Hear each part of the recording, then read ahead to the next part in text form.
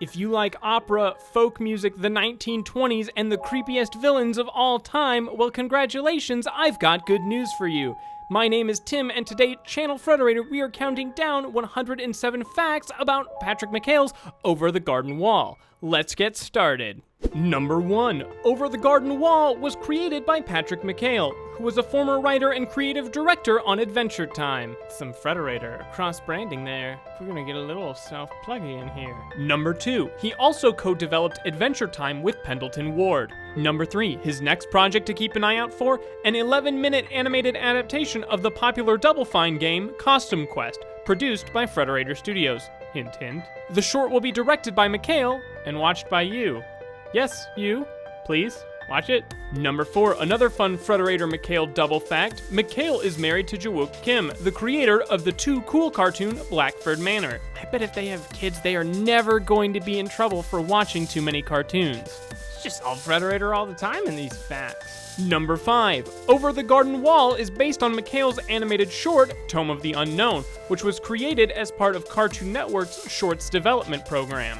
Number 6, Over the Garden Wall is the first miniseries on Cartoon Network. Number 7, the show began in March of 2014. Number 8, but it's been in the works for way longer than that. McHale first came up with the show in 2004 and pitched it in 2006. Over the Garden Wall has been 10 years coming. I was in grade school when he started working on this. I would have been terrified if I had watched this in grade school. I'm almost glad it took that long. I appreciate it now more as an adult. Number 9, Attack on Titan fans have given Wirt the name Wirtolt due to his resemblance to Bertolt. Number 10, McHale envisioned it back then as a possible Halloween special. He had a hard time stretching the premise to a larger story arc. If he likes Halloween specials, that's probably why he's working on Costume Quest, which is about Halloween night.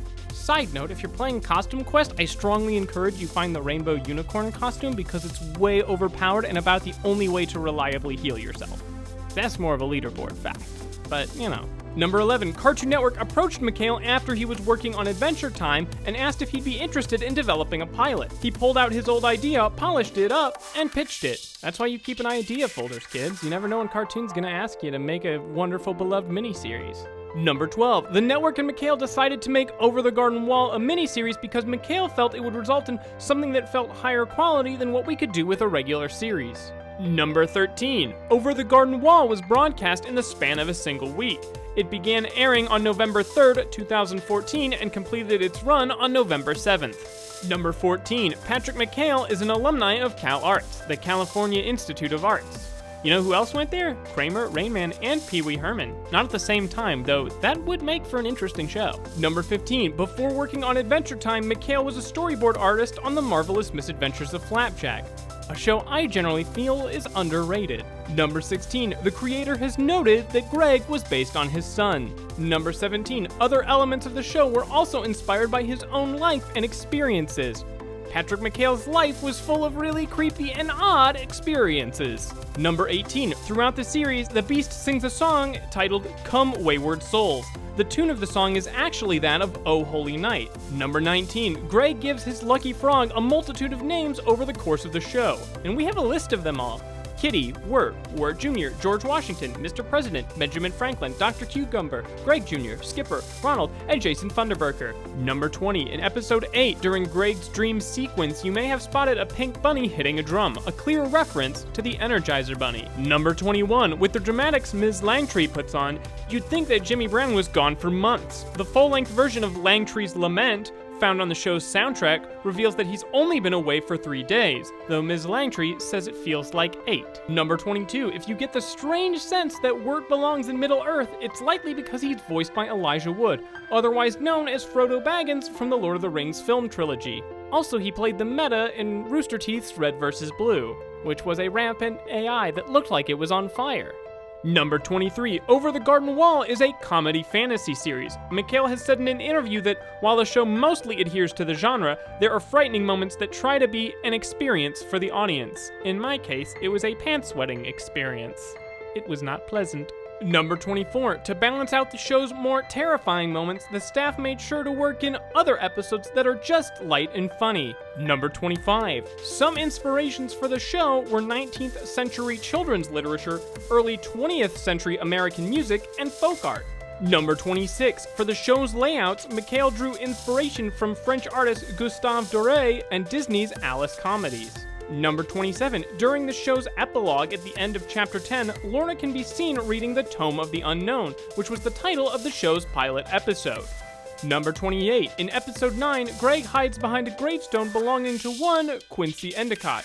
Could it be the same Quincy Endicott from the 5th episode, Mad Love? And here's the evidence why. Number 29. There are a number of things that hint at Quincy being dead. For one, he never eats anything, even when they're at the dining table. There are no servants in his enormous mansion. He's disgusted with the health tea he owns, and he raises peacocks, which are a symbol of life after death. Plus, at one point, he nervously says, "Heave ho into the abyss, never to return." Sleep well tonight, kids. Number 30. At the end of the series, the city that Wirt and Greg live in is shown, and it looks kind of familiar. It bears a close resemblance to the city in Clarence, another one of Cartoon Network's shows. Number 31. Throughout the entirety of the show, the true form of its main antagonist, the Beast, is only shown for a split second in the final episode. If you have managed to freeze frame this, let me know in the comments. Tell me what he looks like. Number 32. Over the Garden Wall won a Reuben Award, was nominated for 2 Annie Awards, and is currently nominated for a Primetime Emmy Award. Number 33. The series was released on DVD in the United States on September 8th, 2015. It's already been released in Australia. September 8th was my 24th birthday. Number 34. Beatrice is likely named after Beatrice from Dante's Divine Comedy. Similar to Dante's Beatrice, who leads him from purgatory to heaven, Over the Garden Wall's Beatrice leads Wirt and Greg through the unknown. Also similar to the Divine Comedy, while there are comedy moments, I suppose, mostly you remember the creepy bits. Number 35. Many of Over the Garden Wall's cast members are well-known operatic or folk singers. They were able to showcase their talents in the show's many musical numbers. Number 36. Episode 9 opens with a rock tune that's actually performed by show creator Pat McHale. Number 37. Auntie Whispers is actually voiced by Tim Curry. Number 38. Her sister Adelaide is voiced by John Cleese. Number 39. Adelaide isn't the only character that John Cleese voices. He also plays Quincy Endicott, who may or may not be dead. We haven't decided yet. Woo! Number 40. In the show's pilot, Beatrice was voiced by Natasha Leggero. For the series, her actress was changed to Melanie Linsky. Number 41. The narrator in Tome of the Unknown was Warren Burton. For the series, the narrator was Jack Jones. Number 42. We almost got 18 episodes of Over the Garden Wall, but it was decided that 18 was an awkward number to produce. Things were cut down and we got the lovely 10 episodes we know and adore. I kind of wish for 18 though. That doesn't seem like that awkward of a number. It's not 107 or anything. Number 43. Episode 6 was planned to be 2 episodes, but they ended up being merged into 1. Number 44. Wirt was originally going to be named Walter. Number 45. Beatrice appears to be an eastern bluebird. I say that as though I know, but I'm not good with birds. Number 46. Her hairstyle and dress imply that she's from the Regency era, which took place from 1795 to 1837. Hey everyone, we're going to be taking a quick break to remind you once again about the Channel Frederator app, which is available for download on iOS and Android. If you download the app before October 3rd, you can be entered to win one of these lovely items. Also, a DVD of Over the Garden Wall signed by Patrick McHale himself, which is really awesome and you should totally check out. And now, back to the facts. Number 47. In the show's prologue, Lorna can be seen sorting the bones of her past victims. Number 48. Lorna's name originates from the novel Lorna Doorne, A Romance of Exmore. The story is about a young woman with a dead family who falls in love with a young man. It's kind of cute when you think of the hints that Lorna and Wirt are developing romantic feelings for one another. But what about Sarah, Wirt? Don't you have any feelings for her left? My whole shipping chart is ruined because of you, Wirt. God, Wirt! Ruined everything, Wirt. Number 49. Miss Langtry may be a reference to Beatrix Potter, who wrote and illustrated books featuring anthropomorphic animals in the Victorian era. You're probably familiar with the story of Peter Rabbit. Number 50. Ms. Langtry's dress and hair are similar to the Gibson girl and imply that she's from the 1890s Victorian period. Number 51. There are 2 Jasons in the series. The human one spells his last name as Funderberker, Funderberker, and the frog Jason's last name is spelled Funderburker for Funderberker. This is to avoid confusion. It does not help avoid confusion. Number 52. Patrick McHale has claimed that Jason Funderberker's design was inspired by himself. Number 53, Wirt's secret passions and poetry are playing the clarinet. I wonder if he can play hot cross buns. Number 54, if you want to listen to both of his aforementioned passions for yourself, check out the official For Sarah cassette. The limited edition tape will be available on mondotees.com and is a tape that Wirt so desperately wanted to keep Sarah from hearing. Number 55, while Wirt may prefer the clarinet, he's also quite talented at the bassoon. I wonder if he can play hot cross buns. Number 56, the cape that Wirt wears is actually a World War II nurse cape. Number 57, Wirt and Greg seem to be from the late 20th century. Based on the fact that Sarah doesn't have a cassette player, it can be surmised that they're from a modern setting. Number 58, despite this, Wirt makes Sarah a cassette tape, which was a popular pastime in the late 70s and 80s. Number 59, the inside of Wirt's room can be seen in the episode Into the Unknown. There you can spot a book on interior design, which explains how he recognizes the architectural differences of the two mansions on the episode Mad Love. Number 60, it may look like he's just wearing a kettle on his head, but Greg's dressed as an elephant. It's his Halloween costume. Number 61, and boy does Greg love his animals. In addition to his buddy Jason the Frog, Greg has interacted enthusiastically with the dog and black turtles. In the pilot, he's set on finding a goose. Number 62, the main antagonist of the series, the Beast, only appears in 4 episodes. Number 63, though his background is unclear, the Beast likely has a connection with the black turtles seen throughout the series. Both are shown as silhouettes, even when there's light. Number 64, in the final episode of the series, his eye color changes for a split second to reflect the turtle-infected dog seen in the first episode. Number 65, Greg knows how to play the trumpet. Number 66, the Beast is one of Cartoon Network's most evil and serious villains to date. That might sound like an opinion and not a fact, but if you've seen the series, you agree with me. It's fact. Number 67, Wirt may have his poetry, but Greg has his own creative talents. He's able to burst out into improvised song, which, as I said already, Potatoes and Molasses is a chart topper, or it should be. Number 68, John Crops from the show's pilot was voiced by blues singer C.W. Stoneking, which may be the most blues singeriest name ever devised. Number 69, John's car is based on John himself. Both have a watermelon base and cucumber attachments. In John's case, the cucumbers are arms and legs. On his car, they're wheels. Number 70, Jason Funderberker, the frog, is the narrator of both the beginning and the end of Over the Garden Wall. Number 71, it seems like every main character is a musician. Jason Funderberker can sing and play the piano. I wonder if he can play... No, okay, I'll stop. Number 72, the finale of Over the Garden Wall hints that everything that happened in the unknown was indeed real. When Gray is shaking Jason Funderberker, there's a faint glow to him that may be the bell he swallowed in the episode The Ringing of the Bell. Number 73, in the Over the Garden Wall comics, Greg's frog is called by the names Jonathan Livingston Applesauce, Private Applesauce, and Johnny. Number 74, Fred the Horse is voiced by Fred Stoller. Think the shared name is a coincidence? You may recognize the human Fred from Everybody Loves Raymond. Number 75, Marguerite Gray's house and clothing are in the same style of French Rococo. Number 76, Quincy Endicott's mansion is in the style of Georgian architecture.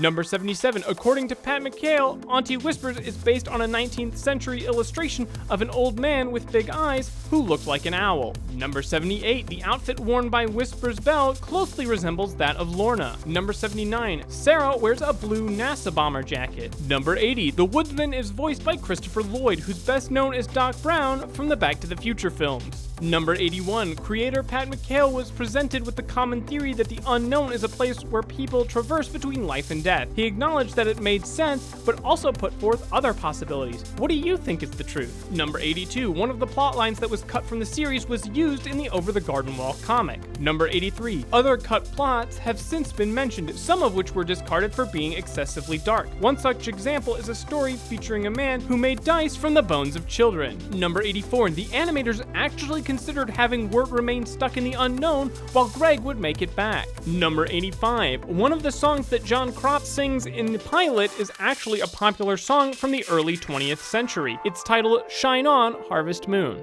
Now I really want to play a Harvest Moon game. Number 86, it's known as Tome of the Unknown, but the pilot also has an episode title that's shown on a title card in the beginning of the short. The title is Harvest Melody. Number 87, in the Italian version of Over the Garden Wall, Greg and Wirt are both dubbed by CO, who is a famous YouTuber and cartoonist. Number 88. Highwayman is a slang term for a criminal who steals from travelers. This is why Highwayman in the show expresses an interest in stealing and other criminal activities. Number 89. Fred may be the Highwayman's horse, as the kids found him at the tavern. This would explain why Fred is so interested in stealing. It would also be ironic because Wirt nabs a horse from a thief.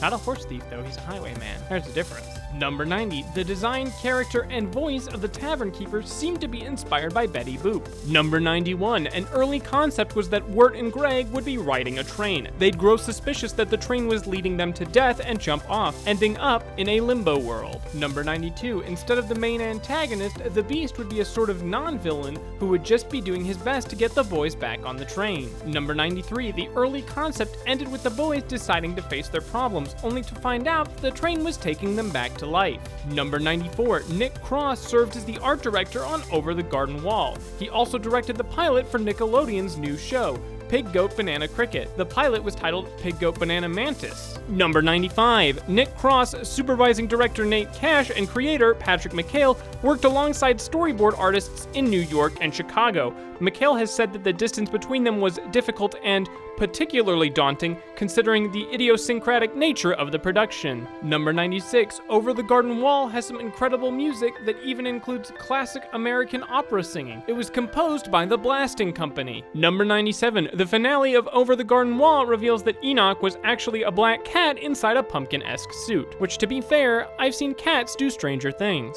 Number 98. The episode Songs of the Dark Lantern reveals that Wirt and Greg are half-brothers. Number 99. The mill from the show's first episode is actually the home of Beatrice and her family. It's revealed in the final episode of the series, but can be deduced sooner if you pay attention. There are numerous bluebird statues in the house, and the dog causing trouble at the mill is the same one shown with Beatrice in the show's introductory sequence. Number 100. Numerous scenes in Cloud City are directly inspired by Alice's Wonderland, one of Walt Disney's Alice comedies, not to be confused with Disney's Alice in Wonderland, which you'd be forgiven for understanding because that show's also kind of a funny but slightly creepy with dark undertones show. Number 101. Wirt and Greg arrive in the unknown on Halloween and return to their own world just moments later. Initially, it was planned they would enter on Halloween and get back by Christmas. Number 102. Another scrapped plan was for the brothers' entrance into the unknown to be the first episode of the series. Instead, it became a flashback episode toward the end of the series. Number 103.